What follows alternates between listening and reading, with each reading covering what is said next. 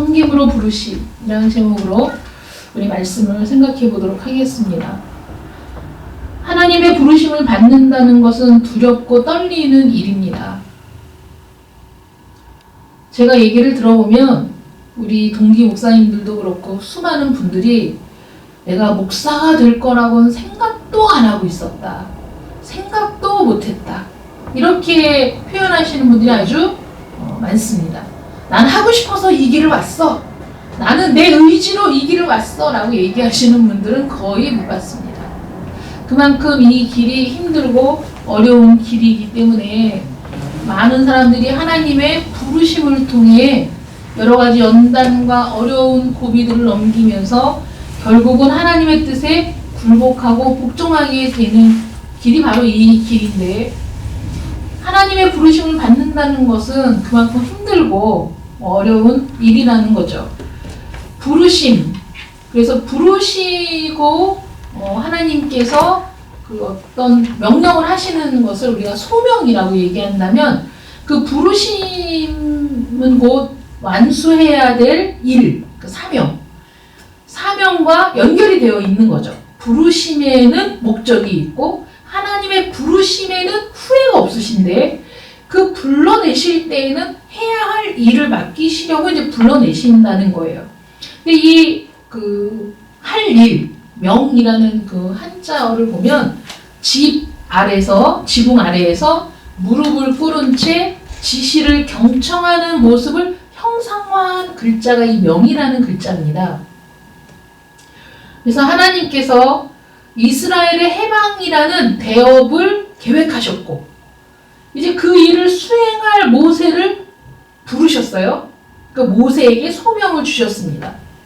역사의 호출이든 정부의 호출이든 하나님의 부르심이든 그 소명에 응답한다는 것은 지금까지의 일상을 벗어나야 하는, 지금까지 평온했던 삶과는 작별해야 되는 그런 일인 거죠. 그것은 마치 어떤 것과 비슷하냐면, 하나님께서 아브라함에게 나타나셔서 너는 내 본토 친척 아비집을 떠나 내가 내게 지시할 그 땅으로 가라고 명령하신 것과 똑같다는 겁니다. 우리는 누구나 내가 하나님을 만나면 나는 당장이라도 할 수 있어 라고 얘기하지만, 막상 그 상황이 됐을 때 그 명령에 순종하고 그 명령을 따라가기가 쉬운 일이 결코 아닌 거죠. 내 본토 친척 아비집을 떠나라는 건 이때까지 내 삶의 뿌리를 파서 내가 지금까지 서 있던 땅을 떠나서 내가 알지도 못할 미지의 어떤 곳으로 나아간다는 건데, 그건 굉장히 어려운 결단이었는데 아브라함은 그 명령에 순종했죠. 모세에게도 마찬가지 상황이 벌어졌습니다. 어찌됐든 40년을 이 미디안 광야에서 양을 치며 목자로서의 삶을 살았는데, 여러분, 우리가 어떤 일을 40년을 한다는 건 그 일에 완전히 익숙해지고 그것은 그냥 숨쉬듯이 할 수 있는 일인 거잖아요. 그런데 하나님이 나타나셨어요. 그래서 하나님께서 모세에게 이제 너는 애굽으로 다시 내려가서 거기에서 이스라엘 백성들을 끌고 나오는 일을 하라고 말씀하셨을 때, 지금까지 자기가 가정을 이루고 평탄하게 살았던 그곳을 떠나야만 되고, 그리고 이제 새로운 일을 감당해야 되는데 이것이 얼마나 엄청난 일이냐 하는 거죠. 많은 우리 남성분들이 은퇴를 하고 나면 방황을 한다고 하더라고요. 갑자기 무슨 일을 해야 될지 모르겠고 어디를 가야 할지도 모르겠고, 그것도 자기 감정을 막 표현하고 누군가를 만나서 수다를 떠는 일이 익숙하지 않은 사람들이기 때문에, 우리 남자분들이 그냥 이렇게 뭐 산에 올라가든가 공원에 가서 멀거니 사람들을 바라보든가 이러면서 자신의 정체성을 어디서 찾아야 될지를 몰라서 방황하는 분들이 많이 있다, 이렇게 얘기를 해요. 어쨌든 환경이 갑자기 바뀌고 나니까, 지금까지 지속적으로 해왔던 일들이 갑자기 없어지고 나니까 무슨 일을 해야 하는지, 내가 어떤 존재인지에 대해서 혼란이 오는 거죠.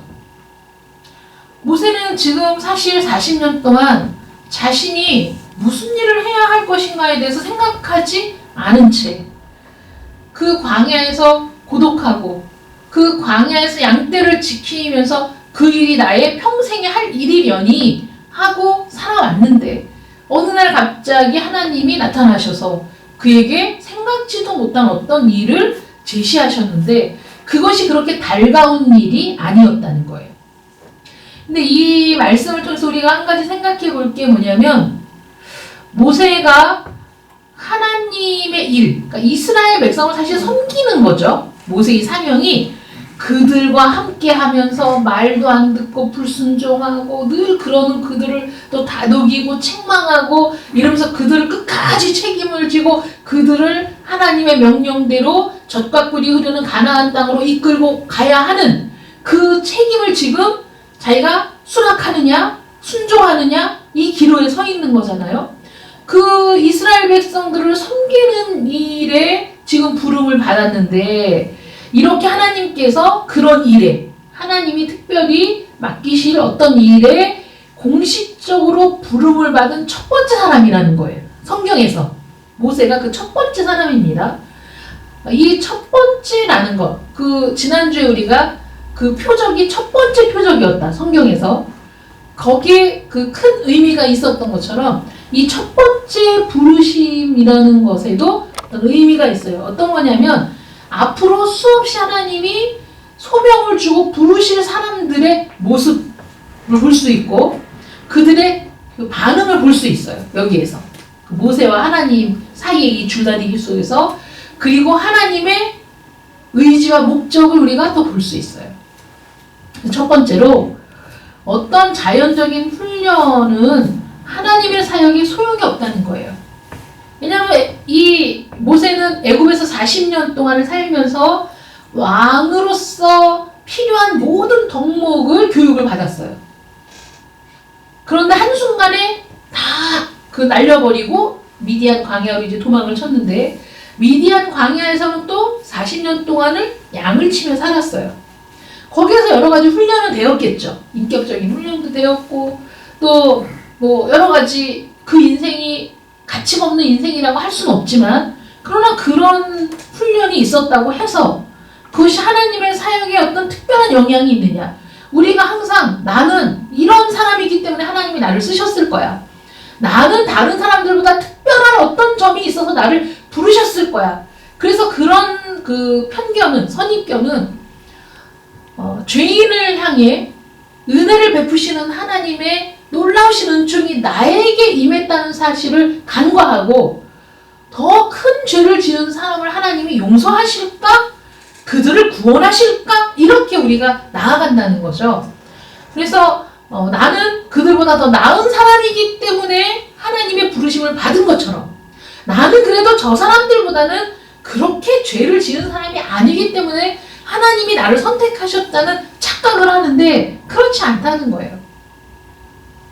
하나님의 사역에 이 그 인간의 본래적인 자연적인 인간의 어떤 훈련이나 이런 시간들이 사실은 소용이 없어요. 왜냐하면 지금 하나님이 나타나셔서 모세에게 하나님의 나타나심도 그거는 일상적인 일이 아닌 정말 놀라운 일이었기 때문에 모세가 그것을 보려고 가까이 나아간 그런 사건이 있었잖아요. 그렇게 하나님이 현현하셨어도 그 하나님을 여전히 불신하고 자기 의지로 가득 차서 하나님의 말씀에 지금 순종의 결단을 내리지 못하고 있다는 거죠. 모세가 40년의 왕궁에서의 삶, 도망 나와서 미디안 광야에서의 40년의 삶을 살았어도 그는 하나님의 말씀에 즉각적으로 순종할 마음과 의지는 없었다는 거예요. 그런 훈련들이 이것을 볼 때에 우리의 본성이 하나님의 사역에 적합한 사람은 아무도 없다. 이런 얘기를 들으면 우리는 사실 화가 나죠. 내가 어때서? 나 정도만 해보라 그래. 나는 그래도 할 수 있는데 라는 생각을 부숴버려야 되기 때문에 그것이 우리 마음에 흡족하지 않은 거예요. 그런데 이스라엘 사람들이 정말 제일로 치는 그 모세와 다윗인데 그 모세의 모습을 볼 때 그는 그런 놀라운 상황 속에서 하나님의 현현을 목격했음에도 불구하고 여전히 하나님을 불신하고 하나님의 명령에 순종하지 않으며 또 하나님께서 말씀하신 것들을 해나가려는 용기도 없고 이런 모습을 보이고 있다는 거죠. 그래서 우리가 그 모세 같은 경우에는 왕궁에서 뭐 검술이니 뭐 이런 모든 교육을 다 받은 사람이잖아요.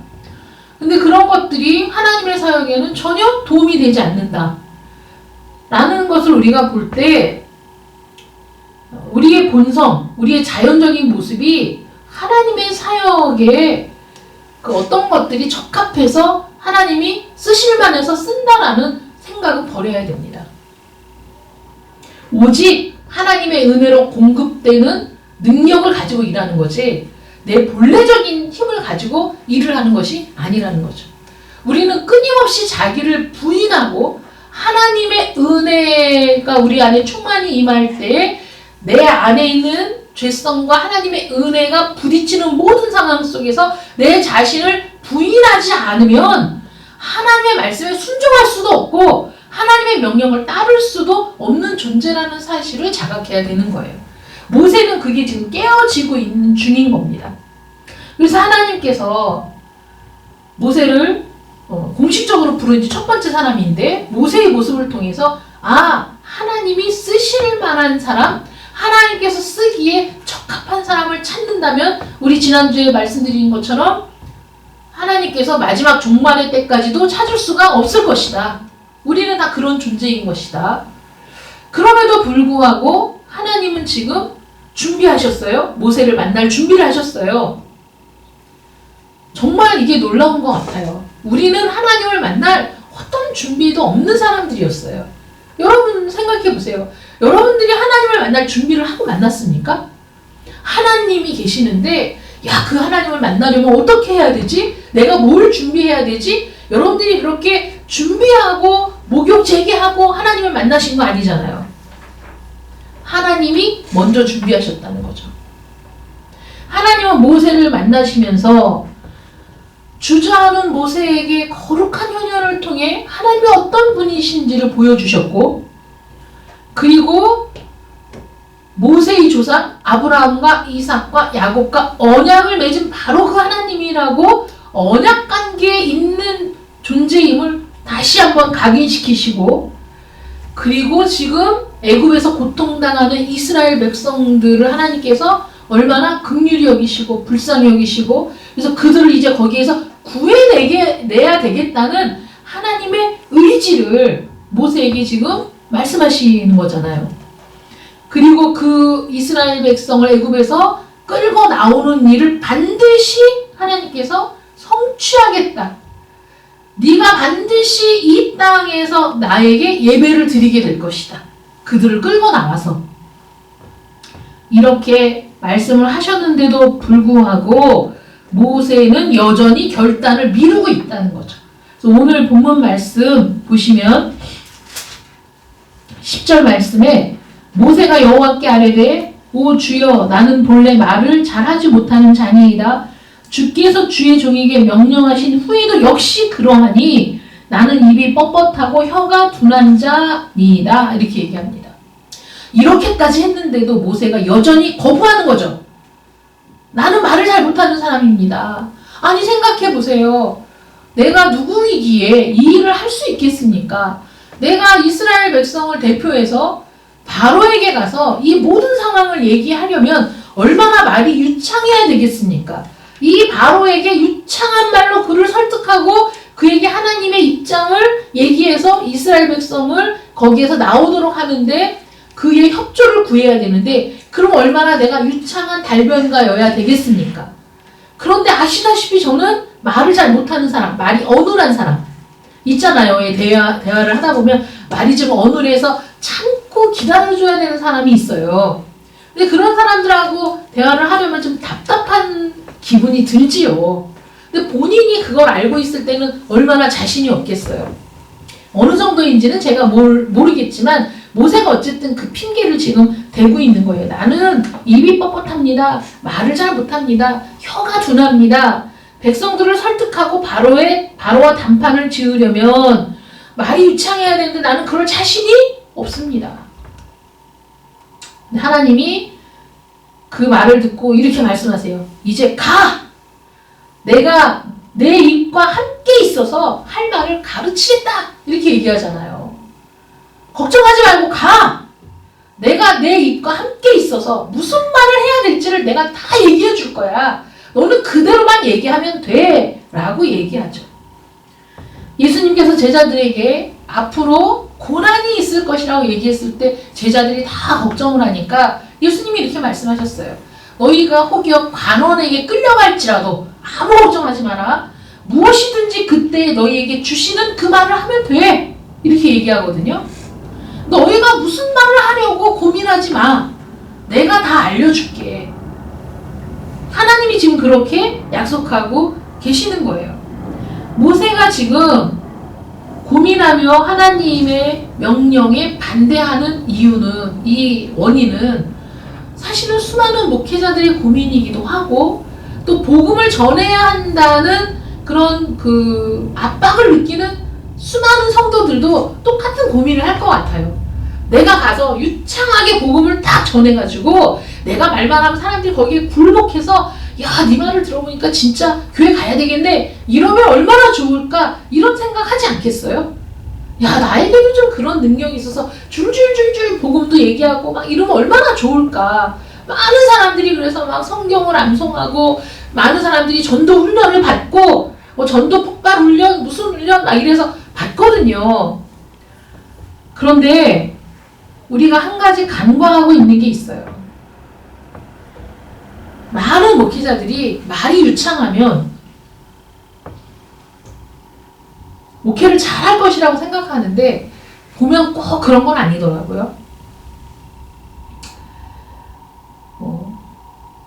저는 그 수만 명이 모이는 이단 그 교주들도 얼마나 말을 잘하면 사람들이 저렇게 그 유혹을 받아서 몰려갈까 이렇게 생각을 했는데 다 들어보진 않았지만 몇몇 그 이단 교주들의 설교를 들어보면 말 진짜 지지기도 못하는 사람들이 많아요.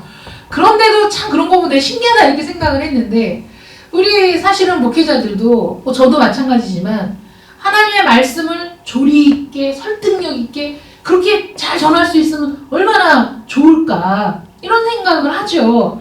그런데 우리가 아무리 말을 잘한다고 해서 죄로 죽은 사람, 우리는 성경적인 인간과는 모든 자연인은 죄로 죽은 사람들인데 죄로 죽은 사람들에게 인간적인 지혜의 그 매혹적인 말로 그들을 일으킬 수 있을 것처럼 우리 육신의 무기가 영적인 전쟁에 사용될 수 있는 것처럼 생각하고 웅변수를 배우고 그 말하는 요새는 그 학원도 있더라고요. 스피치 훈련 뭐 이런 거. 이런 데 가서 연설법을 이수하고 해야만 훌륭한 설교자가 될 수 있을 것처럼 또는 그 복음을 전할 자격이 전도자의 자격이 있는 것처럼 그렇게 생각하는데 여러분 제가 여러분들의 고민을 한 방에 날려드릴게요. 고린도전서 2장 11절에 보면 바울이 이런 얘기를 합니다. 형제들아 내가 너희에게 나아가 하나님의 증거를 전할 때에 말과 지혜의 아름다운 것으로 아니하였나니 이렇게 얘기해요. 말과 지혜의 아름다운 것으로 내가 하나님의 증거를 전하지 않았다. 이 말을 볼 때 이 모세가 나는 입이 둔하고 혀가 둔하고 입이 뻣뻣하고 말을 못한다 이렇게 얘기했을 때 하나님이 확 화를 내시거든요. 하나님이 모세를 꾸짖으시는데 이게 능변가여야만 바로의 궁전에서 하나님의 입의 역할을 하도록 선택받은 것인가 그럴 능력이 있어서 하나님이 모세를 선택하신 것인가 그게 아니라는 사실을 모르고 있다는 거예요. 하나님께서 이스라엘을 위해 또는 이방을 위해 사용하신 자 모두가 인간의 학문적인 기준으로 볼 때는 자격 미달인 사람들이었다는 거예요. 다. 하나님이 약한 자를 들어 강한 자를 부끄럽게 하고 미련한 자를 들어 지혜로운 자를 부끄럽게 하신다는 그 말씀을 생각해 볼 때 우리의 자격 여부, 인간적인 나의 어떤 훌륭함의 여부가 아니라 하나님이 쓰시고자 할 때 하나님이 그에게 은혜와 능력을 주실 때에만 그 일들이 가능해진다는 것을 우리에게 보여주고 있는 겁니다. 고린도후서 10장 1절에 보면 그들의 말이 그 편지들은 무게가 있고 힘이 있으나 그가 몸으로 대할 때는 약하고 그 말도 시원하지 않다 하니 이거는 그 다른 사람들이 고린도 교회 성도들이 바울에 대해서 하는 말이에요. 바울이 편지를 보낼 때 그 편지는 무게도 있고 힘도 있어. 그래서 그 편지를 볼 때는 너무 탁월한 거예요. 바울의 능력이. 그런데 실제로 대면에서 보면 몸도 약해. 거기다가 말도 시원하지 않아.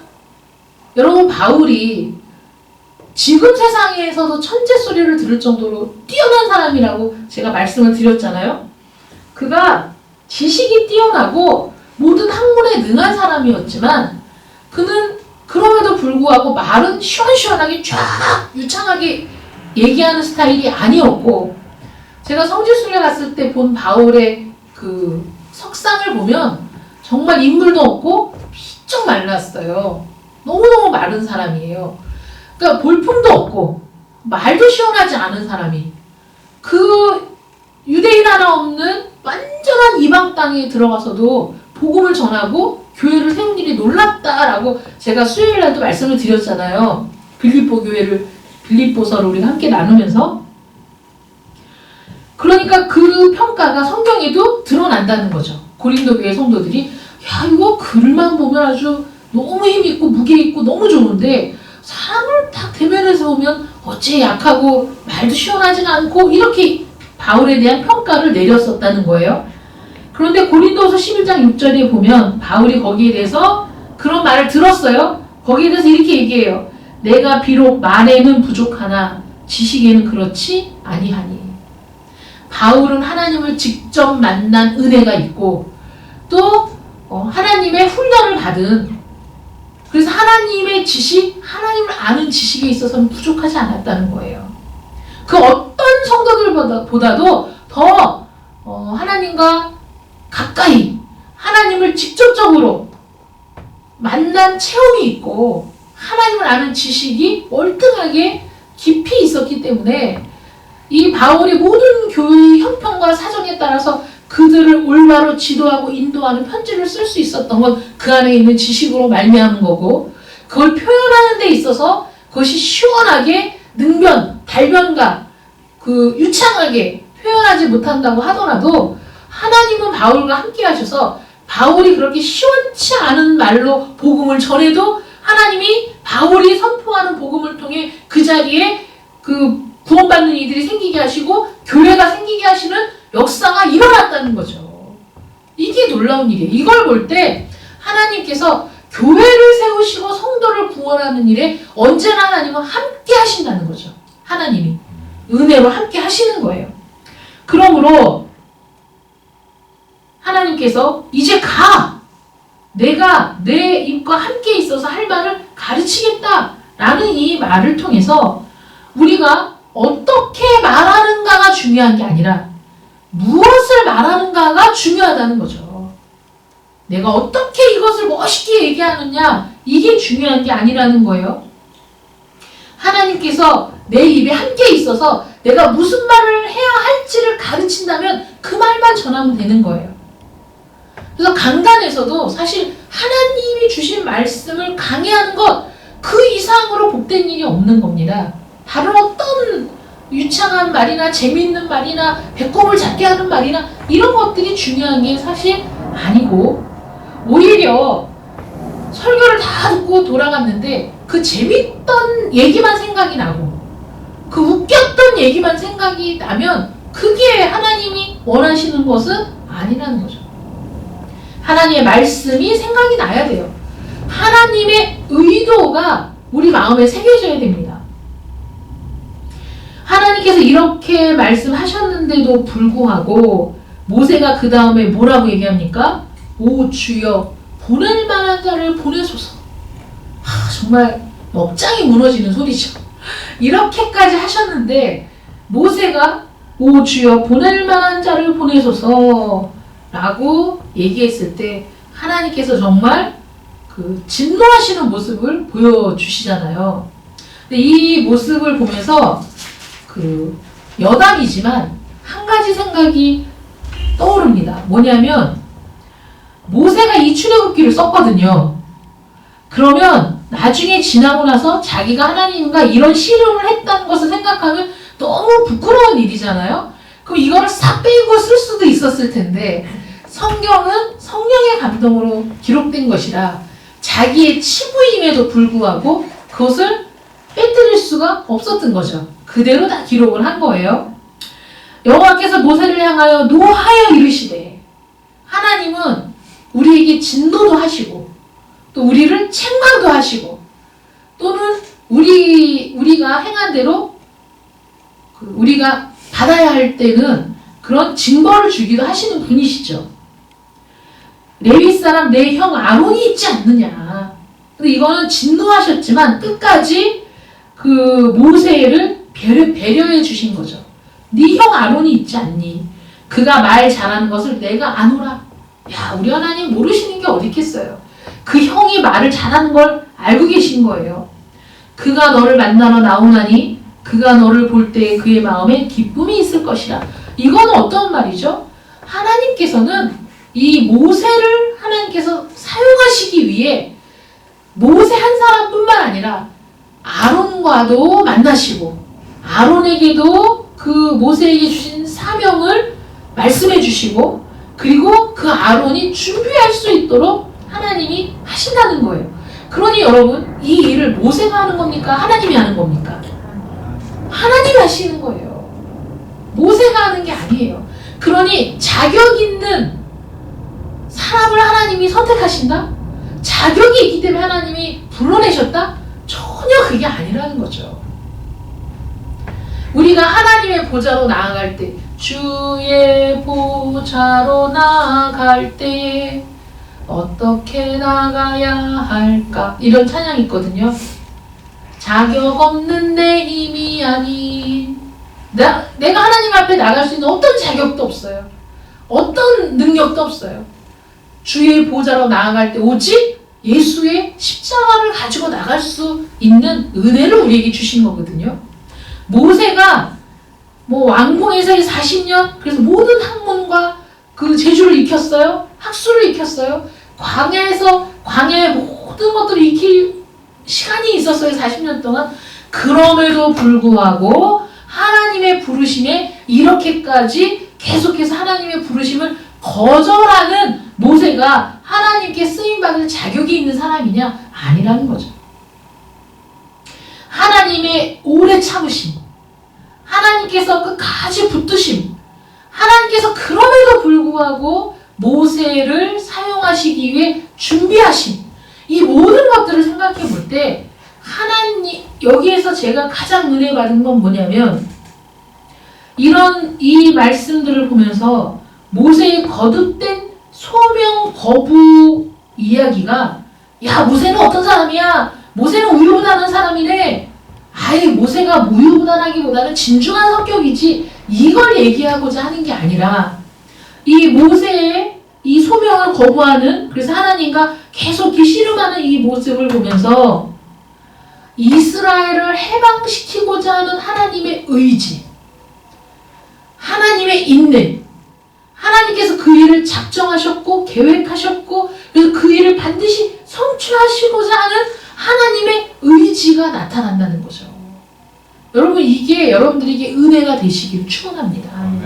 여러분을 구원하시기 위해 하나님이 놀라운 계획을 세우셨고 성취하셨고 그리고 여러분들을 불러내어 그 구원의 무리에 들게 하기 위해 하나님이 오랜 시간 동안 참으셨으며 여러분들에게 나타나 주셨으며 여러분들의 이름을 부르셨으며 여러분들이 여전히 부족함에도 불구하고 여러분들을 구원하고자 하는 하나님의 의지를 꺾을 수 있는 것이 없기 때문에 여러분들이 구원을 구원을 받게 된다는 사실이 여러분들에게 복음입니다.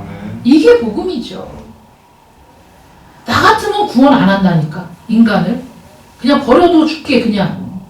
얼마나 배은망덕하고 얼마나 그 사랑을 무시하고 얼마나 그 오랜 참으심을 우리가 무시하고 경멸하며 하나님이 오래 참아주시는 걸 우리가 우습게 여기는지, 여러분 같은 인간의 입장에서도 얼마나 화딱지나고 얼마나 열받는데 그냥 멸망하게 내버려 둘 것 같다니까요. 제가 하나님이면.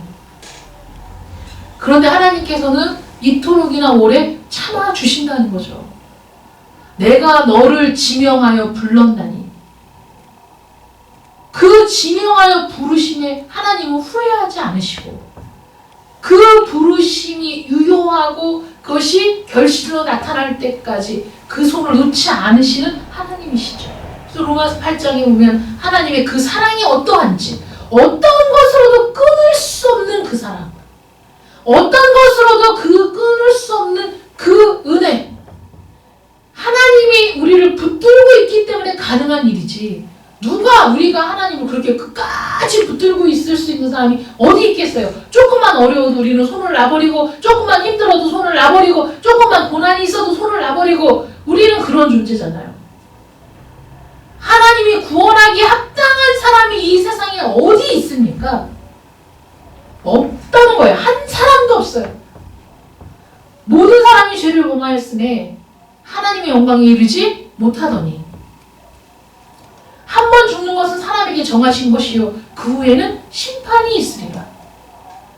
그 하나님의 심판이 작정되어 있는데, 인간의 수명은 짧고 이 땅에서의 삶을 끝내고 나면 한 번 죽고 그 뒤에는 심판이 있어 두 번째 사망의 해를 받으러 영원한 불못에 들어가야 되는 인간의 운명을 불쌍히 여기시고, 하나님이 우리를 구원하기로 작정하셨을 때 하나님의 그 손에서, 사랑의 손에서, 하나님의 그 의지의 손에서 우리를 빼앗아갈 그 어떤 것도 없다는 사실이 우리에게 얼마나 놀랍고 기쁜 일인가 하는 거죠. 하나님께서는 이 부분에서 한 가지는 그거예요. 하나님의 의지가 얼마나 강력한가. 이스라엘을 반드시 해방시켜서 이스라엘을 반드시 젖과 꿀이 흐르는 땅에 인도해 드리겠다는 하나님의 의지는 모세를 부르심에서부터 나타나고 있다. 끝까지 모세를 설득하시고 끝까지 모세와 함께 하겠다는 약속을 굳게 하시며 그를 애굽에 들여 보내시는 하나님을 통해서 하나님의 의지를 확인할 수 있고, 또 하나, 우리가 이제 하나님의 부르심을 받았는데, 하나님으로부터 소명을 받았는데, 하나님께서는 과도한 자기 확신에 사로잡혀서 내가 아니면 누가 해? 내가 아니면 누가 할 수 있어? 나니까 하지! 라는 사람들을 통해서 일하시지 않으시고, 자신의 부족함을 아는 이들을 세워서 당신의 일을 감당하게 하신다는 거죠. 그래서 언제나 나의 부족함을 깨닫는 사람, 내 안에 손을 넣어보니 나는 죄밖에 없는 존재임을 깨닫고 자신의 죄를 슬퍼하는 사람, 그 사람을 다시 새롭게 하셔서 하나님의 성령으로, 하나님의 은혜로 우리를 새롭게 하셔서, 하나님의 말씀으로 우리를 새롭게 하셔서, 너무 놀라운 표정 아니에요? 넣었다가 빼니 나병이 바라고, 다시 넣었다가 빼니 깨끗하여 여전하여 그 멀쩡한 손이 되었다는 그 사실을 통해 자신의 심령 속에 있는 건 죄밖에 없지만 하나님의 은혜와 능력과 새롭게 하시는 은혜로 말미암아 우리 마음을 기경하시고 우리 마음을 갈아엎어 새 마음을 주시는 하나님의 은혜로 말미암아 그 은혜를 의지하는, 그 은혜를 붙들기를 원하는 연약하고 부족한 자들을 통해 하나님은 일하신다는 사실이 저와 여러분에게 위로가 되시기를 축원합니다.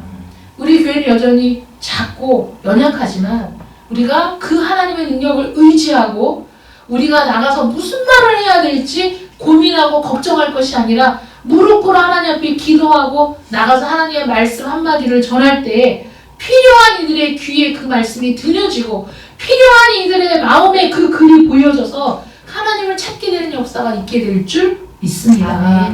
이제 모든 상황이 좋아지면 우리도 말씀을 들고 나가서 복음을 전하고 때를 얻든지 못 얻든지 주의 복음을 전하는 일에 우리가 헌신해야 될 소명이 여러분들에게 있음을 잊지 마시고 그 소명을 이루어가는 데 있어서 언제나 나의 부족함을 고백하며 하나님의 은혜를 의지하는 여러분들 되시기를 축원합니다. 그리고 하나님께서 여러분들을 붙드시고 구원하시고 사랑하실 그 엄청난 의지, 하나님의 그 놀라운 계획, 하나님께서 반드시 성취하실 여러분들의 해방, 이 모든 것들이 여러분들에게 힘이 되고 능력이 되고 의지가 되고 위로가 되는 한 주가 되시기를 축원합니다. 아멘. 기도하겠습니다. 사랑의 하나님 감사합니다. 우리가 무엇이간데 하나님께서 우리를 긍휼히 여기시고 사랑하시고 구원하시고 하나님의 자녀 되게 하시는지 이 모든 것이 은혜로 주어지는 것임을 깨닫습니다. 너무나 감사하고 너무나 기쁘고 너무나 위로가 됩니다. 우리 자신에게 하나님의 구원을 맡겼더라면 우리는 구원 얻을 수 있는 사람이 아무도 없을 겁니다.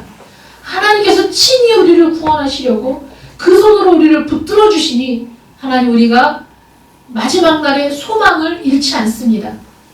우리가 마음의 위로를 얻습니다.